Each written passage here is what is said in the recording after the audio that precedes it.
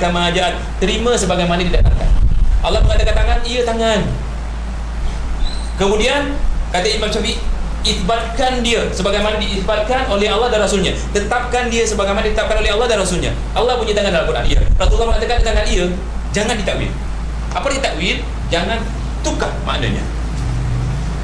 Kemudian yang menafikan sifat Allah itu Jahmiyah. Prinsip akidah Jahmiyah 5. Satu daripadanya menolak sifat Allah. Dia mengatakan Allah tak punya tangan, Allah tak punya muka, Allah tak punya kaki, Allah tak punya mata, Allah tak punya mulut, Allah tak punya telinga.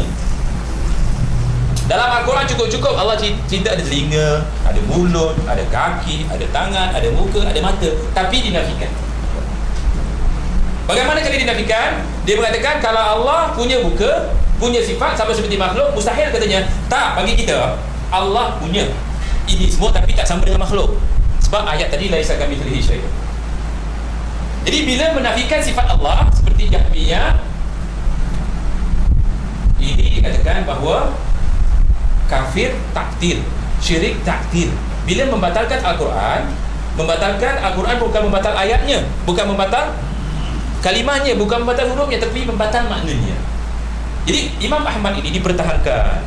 Dia mengatakan bahawa Quran itu kalamullah, bukan makhluk. Sebab bila Quran dikatakan makhluk, dia akan ubah ni semua. Takkan Allah makna lain, Allah turun ke langit dunia makna lain.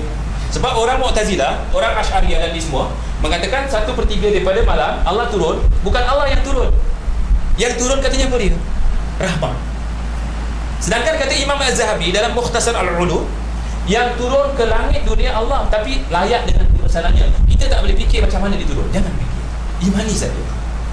Jadi Imam Ahmad pada masa itu semua mengatakan bahawa Quran itu makhluk. Imam Ahmad mengatakan kalamullah. Pada masa itu kata Ibn Qayyim Al-Jauzi, pada masa itu Imam Ahmad seorang jamaah.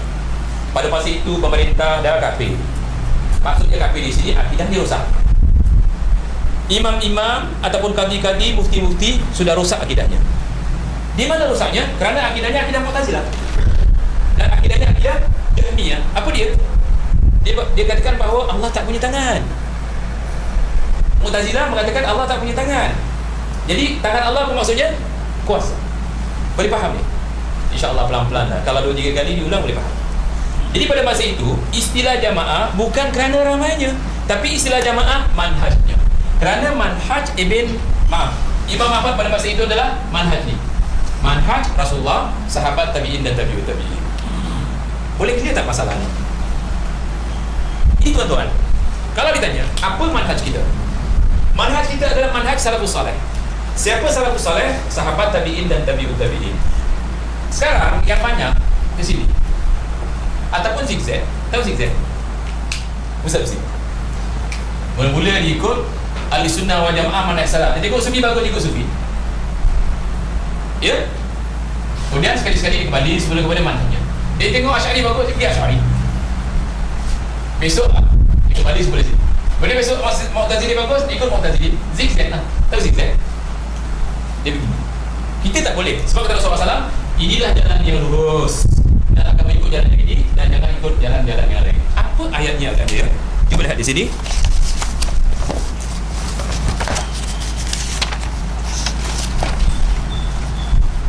Cuba lihat di buku surat 12. Saya duduk pula doktor.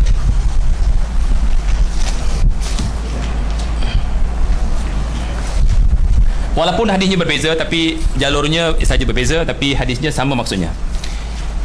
Pada suatu ketika Rasulullah SAW menggariskan kepada kami satu garisan lalu bersabda, inilah jalan Allah. Apa arti jalan? Manhaj. Manhaj Rabbani. Inilah jalan Allah ataupun manhaj Allah Subhanahu Wa Taala. Kemudian menggariskan beberapa garisan di sebelah kanan dan di sebelah kiri lalu bersabda, inilah jalan-jalan, pada setiap jalan ada syaitan yang menyeru kepada jalan tersebut. Kemudian membawa ataupun membacakan ayat, dibacakan ayat wa anna hadza sirati mustaqim. Lihat tuan-tuan, dibacakannya ayat. Rasulullah SAW sambil ditunjuk wa anna hadza sirati mustaqim. Saya katakan manhaj di antara makna manhaj apa dia? Sirat. Di antara makna manhaj sirat. Manhaj juga sunnah. Manhaj juga sabil. Manhaj juga sirat. Manhaj juga apa dia? Mazhab. Allah mengatakan inilah sunnah, inilah sabil, inilah jalan, inilah pasal.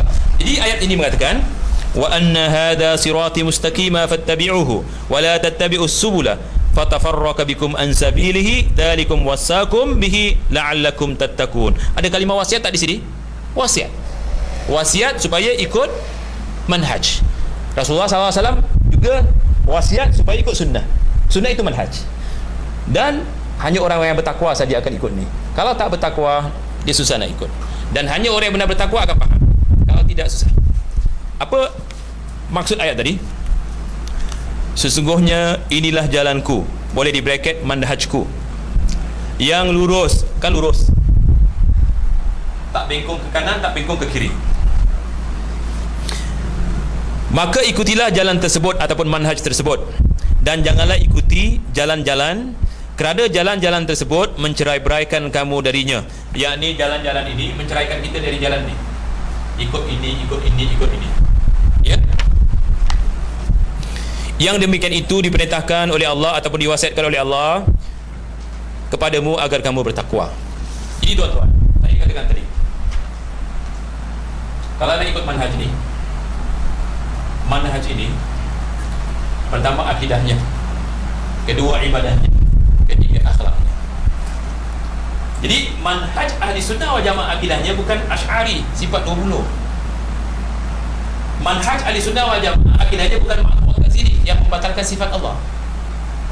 Manhaj ahli sunnah wal jamaah bukan Jahmiyah yang mengatakan Allah tak punya sifat, tak punya tangan, tak punya muka, tak punya ni. Itu Jahmiyah. Manhaj ahli sunnah wal jamaah bukan Sufi yang akhirnya tak solat. Dia akhirnya tak solat sampai hari nikah. Ataupun akhirnya jadi gila. Tanya Faisal tu, dia dah tidak pernah tak apa yang kejutkan dia. Ada satu orang namanya Effendi. Dia lepasan daripada satu universiti. Saya tanya, boleh tak saudara Effendi saya cerita satu pengalaman? Boleh cerita. Satu keluarga gila. Pak Haji kenal. Dia cari saya sampai jumpa dia. Dia cari di kesan saya dalam internet, jumpa. Dia hubungi saya. Bila hubungi saya, nak jumpa sangat. Dah jumpa, cari peribadi, mula-mula bawa ke masjid, cerita, apa masalah anda? Ustaz, keluarga anda semua gila. Kenapa gila? Ikut Sufi. Jadi dia punya undang-undang, pertama patuh, kedua baiat, ketiga gila dulu. Dah gila baru jadi wali. Wali Allah gila. Kalau wali Allah gila, semua tak menjadi wali. Gila. Jadi kenapa dia boleh keluar daripada Sufi? Dia terbaca satu buku anak, dia beli kat Nida. Dia baca, keluar daripada Sufi. Sekarang cuba dirawat abangnya yang betul-betul dah masuk hospital. Sufi. Sebab kata Imam Syafi'i rahimahullah, man tasawwafa faqad zandaqa. Siapa masuk Sufi, dia sudah zindik. Zindik dosa besar. Kemudian kata Imam Syafi'i dalam kaulnya yang lain, siapa masuk Sufi pagi, belum sampai petang dia dah gila. Goblok. Apa goblok? Tahu goblok dah bahasa Jawa? Biol. Ini firasat orang alim tau. Firasat orang alim tu benar. Betul-betul sekarang banyak yang gila. Saya dengan Faisal pernah juga sampai hampir terlepas. Kalau pergi Singapura jangan lepas pukul 2. Lepas pukul 2 kena bayar $30. $60 lebih lah dia gila. Nak rawat satu orang tu gila. Besok confirm masuk mental hospital. Saya cakap jangan masukkan mental hospital dulu. Tak apa, kita rawat dengan ruqyah. Tu ruqyah ya. Bacakan Quran, bacakan hadis, keluar daripada. Lepas 1 minggu saya datang, saya suruh tobat daripada Sufi. Tak, tidak, dia masuk mental hospital, kerja semua hilang, anak ramai, masih sekolah lagi. Subhanallah. Masuk Sufi boleh gila. Masuk Islam boleh gila. Saya tanya, masuk Islam boleh gila? Siapa yang gila masuk Islam? Abu Bakar gila? Umar gila? Osman gila? Itu orang hebat dalam Islam tak gila? Masuk Sufi gila? Bermakna Sufi tak betul. Sufi ni tuan-tuan, minta maaf ya, Sufi bukan kalimah Arab. Sufi bukan kalimah Arab. Saya cabar siapa pakai bahasa di sini, daripada kalimah apa jadi kalimah Sufi.